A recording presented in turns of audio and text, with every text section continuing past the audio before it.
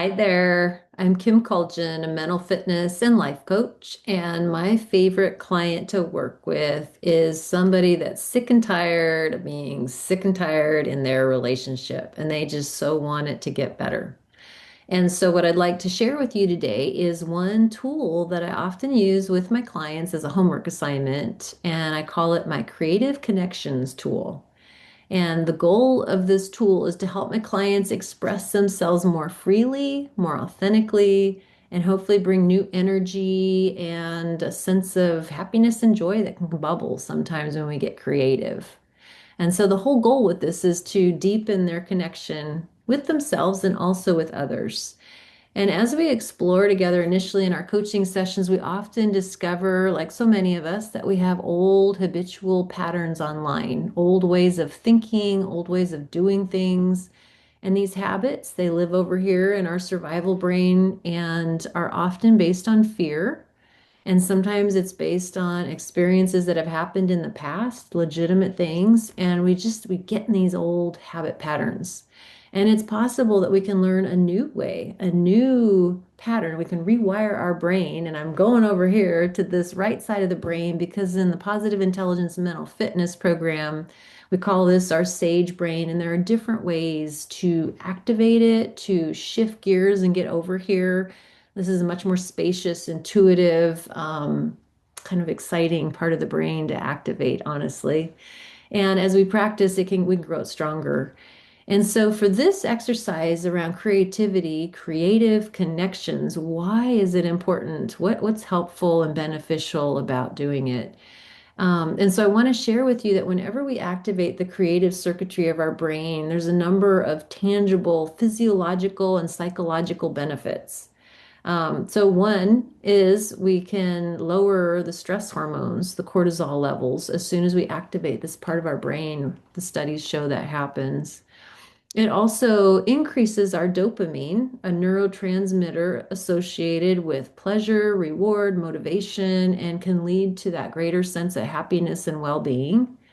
And along with that, it also, when we activate our creative circuitry, it improves our cognitive functions, such as memory and problem solving, and often enhances our social connection for collaborative activities. So, all of this is really important and can be very helpful for my clients when they're wanting to develop this greater sense of themselves. They want to express themselves more authentically. They want relationships where they're accepted and loved exactly as they are, especially with those that they matter, that they care about most. And with practice, especially practicing tapping into that creative circuitry, there's just so much that can happen and be very positive for this. So, in order to do this exercise, I want to share with you kind of the guidelines that happen and so that are most effective. And so, when doing this, I encourage my clients to have a set timeline. So, maybe you'll give yourself a week to do this activity. And the goal for this week is to do as many new things as you possibly can, new and different. Different. The key is different than normal. So, it might be doing your normal things, but you add something different. You bring something new, you create something new than ever before. And the other piece of it is it's around creating connection with yourself or others. And so it all counts. It's all going to be celebrated. So the more you do, the better. The more celebrating we're going to do. And we try to intercept the judge. We do not want to judge ourselves around this. It's new things, things we haven't tried before. So we celebrate anything and everything around it. So, with those criterias online, you might be wondering, well, what are some examples of things that my clients have shared with me? And so I want to just share a few that stood out for me that I enjoyed hearing about. One client wanted to take their partner out and do something different, right? Go out on a date. It's date night, but they want to do something that makes it especially unique and practice this creativity. And so what they did, they normally they have a favorite ice cream shop, and they decided they were going to go to their favorite ice cream shop. But the criteria, the new thing is they wanted to make it memorable, and they wanted to be able to take a picture of it, something that would stand out.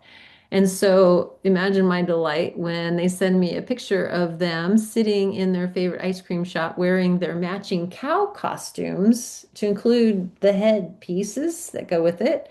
And they were eating their ice cream together. And so that was an example of something creative, different. They shook it up, they changed it up. Another client, she wanted to change up the normal humdrum of making dinner for her family. And so what they did is they picked a night, they all agreed to a theme, and then they each brought something in. And so the theme for their meal was Mexican. That was something easy to do and kind of fun. And so each person contributed. And so my client, she made the Mexican foods. She tried a new recipe, and that was fun for her. Her oldest daughter created a Mexican music playlist that they listened to while they ate dinner. Her younger daughter wanted to play Mexican train dominoes, which they did after dinner. And her husband bought a piñata that they all got to go ahead and bang on and get cracked open after dinner as well. And so it ended up being something fun. They laughed, they had fun, but it was different. It was different. And that's what really brought in that new energy for them. And the final example I want to share is a couple who wanted to take their commitment to a deeper level with each other. And as part of that, they each took time individually to go create a vision board for themselves of what they wanted in this relationship, what they were hoping for with this deeper level of commitment, what their long-term goals were, if you will, their dreams. They put it all into this collage with images. And this collage also incorporated how they wanted to each show up as individuals in their relationship. So they did them alone, and then they came together and they shared their collage each with each other. And they so enjoyed doing that. Their collages were obviously each uniquely, totally different, very different, and yet representing each of them as individuals. And yet, what they also captured is this beautiful story of what they were trying to co-create together. Each collage had that in it. So there was something really powerful about doing that. And they definitely said how much they enjoyed doing it. So as you can see, there's all these endless possibilities. Everybody's so unique. We each are unique with our own desires, our own needs, our own experiences. And what bubbles up in that creative part of our minds can be so different. And this is such a beautiful way to practice being ourselves, to practice trying new things, which takes courage, and to do it with other people. We're practicing being vulnerable sometimes. And with practice, it gets easier and easier. So I hope you'll consider trying this Creative Connections exercise, maybe give it a shot. And if you do and you find something fun that you did that you'd like to share or you learned something, I'd love to have your comments below. And if you'd like to discuss more with me, I'd also love to hear from you. So have fun with this, just have a blast and take care.